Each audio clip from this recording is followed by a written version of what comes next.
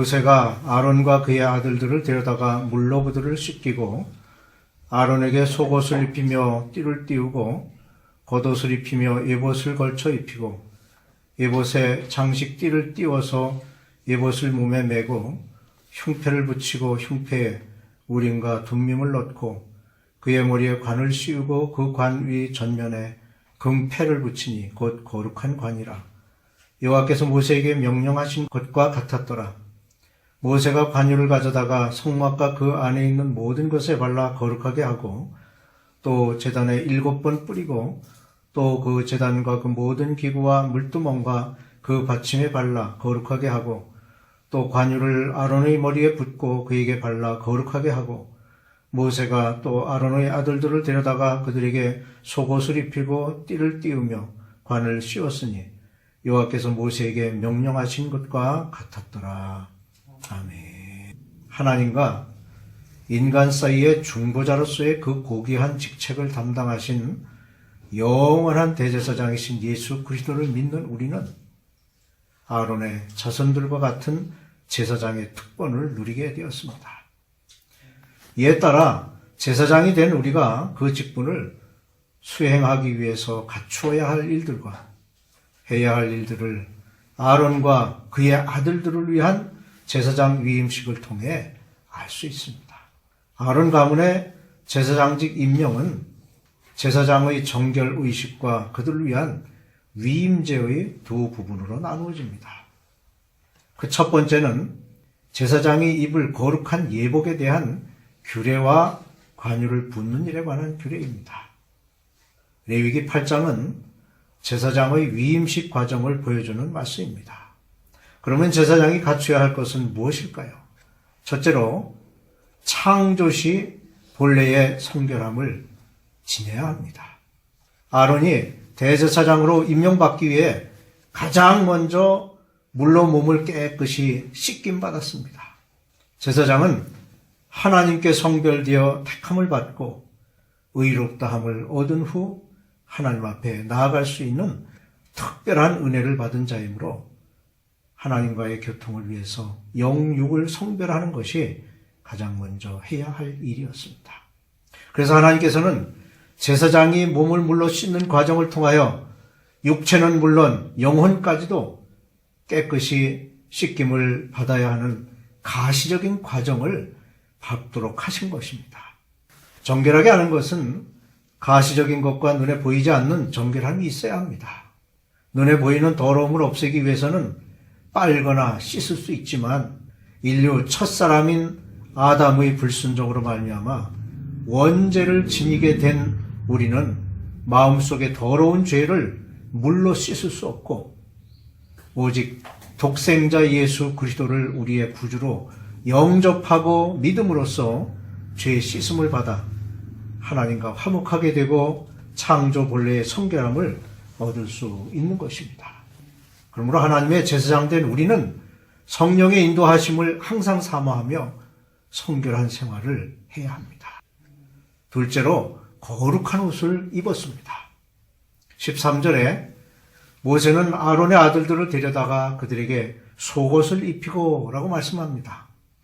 이는 몸을 정결하게 한 후 오직 하나님의 영광을 위해 거룩한 옷을 입음으로 타고난 인간의 더러움을 가리는 것을 의미합니다. 이같이 우리는 예수 그리스도의 옷을 입음으로써 그와 하나가 되어 그분의 고결한 성품으로 덧입혀져야 합니다. 그렇게 함으로 우리는 그리스도의 밝은 성품으로 변화되어 그리스도의 나타나심을 거룩하게 할 수 있습니다. 의복은 성소에 나아갈 수 있게 하는 아름다운 인품과 고귀한 봉사를 뜻합니다. 또한 의복은 이스라엘 백성이 하나님 안에서 강함을 유지하는 동시에 사랑을 품도록 하는 뜻도 포함되어 있습니다. 그러므로 우리는 예수 그리스도의 옷을 입고 사랑으로 강인해져야 하며 거룩하고 순결함을 가지고 다른 사람을 긍휼히 여기며 돌보는 자리에 있어야 할 것입니다. 셋째로 흉패를 붙였습니다. 우림과 둠밈을 넣은 흉패는 12개의 보석으로 장식되어 대제사장의 가슴에 달았습니다. 우림과 둠밈이 달린 흉패는 국가의 중대사를 결정하는 데 쓰여져서 판결 흉패라고 불려졌습니다. 그렇기 때문에 대제사장이 이 흉패를 입고 있는 것은 하나님의 말씀을 판단 기준으로 삼았음을 알게 하는 것이고, 하나님의 뜻을 알리는 안내자의 역할을 하여 하나님께로 나아가는 길을 잃지 않도록 한 것입니다. 또한 바른 길을 안내함으로 멸망의 길을 피할 수 있도록 한 것이었습니다. 제사장인 우리는 스스로 속죄물이 되셔서 허물과 죄로 죽을 수밖에 없는 우리 인생을 위해 돌아가시고, 지금도 하나님 보좌 우편에 앉아 계시면서 우리를 위해 간구하시는 예수 그리스도의 중보자적 사명을 이어받은 것입니다. 그러므로 개인적인 욕망이나 편견에 치우치지 말고 완전하신 하나님을 향해 중보의 기도를 끊임없이 해야 하는 의무를 이행해야 할 것입니다. 넷째로 거룩한 관을 썼습니다. 아론의 머리에는 금패가 붙은 거룩한 관이 씌워졌습니다. 이 관은 왕위를 상징하며 바쳐진 영혼, 즉 왕 같은 제사장의 왕권을 나타냅니다. 동시에 관 위에 달린 정금패는 사람에게 있어서 가장 높은 존엄성이 도덕적 순결과 영적 고귀함이라는 것을 가리킵니다. 이 사실은 거룩함을 증거하는 일이 제사장의 사명이므로 제사장이 그의 직무를 수행하는 동안 하나님을 대신하여 백성들에게 거룩함을 보여주어야 하며 그 거룩함으로 살아계신 하나님께 나아갈 수 있는 권한을 갖게 하는 것입니다. 이와 같이 거룩한 제사장의 직분을 행함에 있어서 거룩한 옷을 입게 된 우리는 이제 이웃을 위한 봉사의 생활에 자신을 헌신해야 합니다. 희생제사를 기초로 하는 번제가 제사장으로 하여금 철저한 자기 헌신을 다하게 했듯이 하나님께서는 우리의 삶에 전적인 헌신을 요구하십니다. 모세는 제물의 피를 취하여 아론의 귓부리에 바름으로 이제 그들 자신이 희생 제물의 입장에 서게 되고 모든 생애 활동을 하나님과 그의 사업에 집중하도록 하셨습니다. 예수 그리스도께서는 우리의 구속자로 이 땅에 오셔서 대속의 속죄물로 십자가에 피 흘려 돌아가심으로 우리에게 하나님의 사랑을 보여주셨고, 그것으로 인해서 이제 그 구속의 은혜 안에서 우리 모두는 친히 하나님께 제사를 드리는 제사장이 되었습니다. 모세와 아론을 통하여 제사장의 자격을 요구하시는 하나님의 요구가 우리의 삶 속에서 충족되도록 최선을 다해야겠습니다. 오늘 말씀 속에는 여호와께서 이르시되 또 여호와께서 행하라고 명령하신 일이 이러하니라는 표현이 반복해서 나오는 것을 보면 제사장 위임식을 명령한 것은 하나님이심을 알 수 있습니다. 즉 제사장직을 세우신 것이 하나님이신 것입니다. 그러므로 제사장은 하나님을 위하여 그 직무를 수행해야 하는 것입니다. 이렇게 제사장의 위임식 과정을 통해서 하나님이 어떤 분이신가를 알게 하고, 또한 왕 같은 제사장이 된 우리가 어떻게 살아야 할 것인가를 알게 합니다. 첫째는 철저하게 행해야 합니다. 위임식의 순서를 보면 하나님은 철저하게 행하도록 하셨습니다. 우선 예물을 준비하도록 하셨습니다. 즉 의복, 관유, 수송아지, 수양과 무교병 등입니다. 또 하나는 온 회중을 회막문에 모았습니다. 그리고 물로 아론과 그 아들들을 씻게 하셨고 마지막으로 성의를 입도록 하셨습니다. 이러한 위임식을 볼 때 하나님께서는 아주 철저하고 세심하게 하도록 하신 것을 알 수 있습니다. 예를 들어 수양은 둘, 무교병은 한 광주리, 겉옷에는 예봇을 더하는데 기묘하게 짠 띠를 띄어 몸에 메고, 흉패에는 우림과 둠밈을 넣고 관 위 전면에는 패를 붙이도록 하였습니다.